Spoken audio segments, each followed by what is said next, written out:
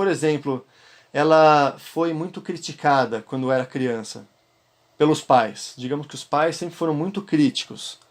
E a mulher foi muito criticada quando era criança. Então, ela sofreu com isso.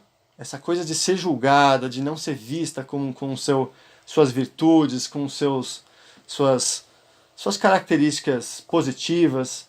Então, ela cresceu com esse sentimento, com essa vivência de ser criticada. E aí, quando ela vai para uma relação a dois, por exemplo, quando o marido faz um pedido para ela, por exemplo, meu amor, será que você pode fazer de tal jeito, em vez de fazer de tal jeito, determinada coisa, seja qualquer coisa, seja um comportamento, seja o jeito de lidar com a cozinha, seja o jeito de educar os filhos, digamos que o homem faz algum pedido, algum apontamento, será que você consegue fazer um pouco diferente? Ele pode até falar de um jeito super não violento, vamos dizer assim, de um jeito super consciente, mas a mulher já tem aquela vivência de ser criticada. Então ela já vai receber aquilo como uma crítica pessoal. Já vai achar, mesmo sem perceber conscientemente, mas é uma reação física que ela vai ter, que vai trazer para ela aquela vivência de quando ela era criança, que ela era criticada. Então ela vai se sentir criticada, apesar de não estar sendo criticada naquele momento. E isso gera conflito. Isso gera conflito. Porque ela vai... Quando a gente se sente criticado, o que a gente faz? A gente se defende. Ou a gente ataca. Né? São reações naturais do ser humano.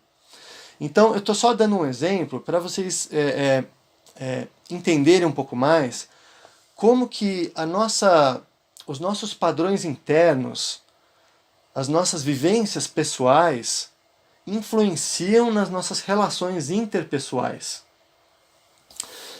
E então é muito importante a gente desenvolver esse olhar, porque muitas vezes a gente tenta resolver uma situação, a gente tenta lidar com um conflito no nível interpessoal, mas o problema é mais embaixo, sabe? Nós precisamos olhar para o nível intrapessoal, nós precisamos olhar para as nossas crenças, o que a gente acredita, quais são os nossos valores, sabe? Quais são os nossos padrões emocionais, que muitas vezes fazem com que a gente tenha dificuldade nos nossos relacionamentos com o outro. Tem pessoas, por exemplo, que têm uma tendência, uma predisposição para se sentirem rejeitadas, para acharem que estão sendo rejeitadas, para acharem que os outros estão pensando algo depreciativo dela. As pessoas trazem consigo, por N motivos, por uma vivência da infância, às vezes, como eu aprendi na constelação familiar também, às vezes por uma questão sistêmica da família dela, alguém com quem ela se identifica no sistema familiar dela, alguém que foi muito rejeitado, que foi excluído, e aí essa pessoa inconscientemente reproduz esse sentimento de outra pessoa do seu sistema familiar, um sentimento que não é dela, é de outra pessoa, mas ela capta aquilo no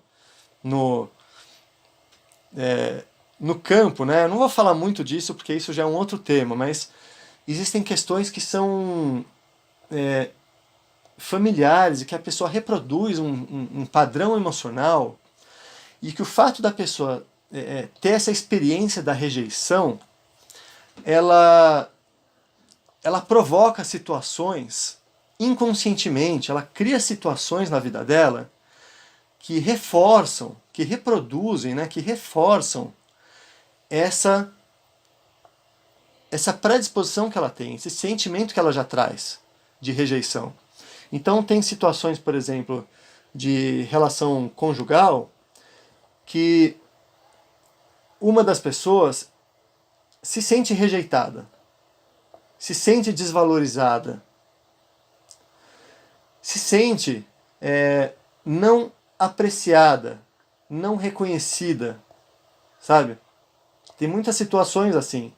E às vezes não é algo do outro, não é que o outro não aprecia, não é que o outro rejeita. Pode até ser, não estou falando que não é, pode até ser, mas muitas vezes não é. Muitas vezes é a própria pessoa que se sente assim. E aí o que acontece? Isso tem reações. Ela vai ter atitudes, né? Vai ter comportamentos influenciados por esse sentimento que ela tem. De de achar que ela não é apreciada, de achar que ela não é reconhecida. Então, eu trago esse nível do intrapessoal porque nós precisamos desenvolver esse olhar, um olhar mais amplo para o conflito.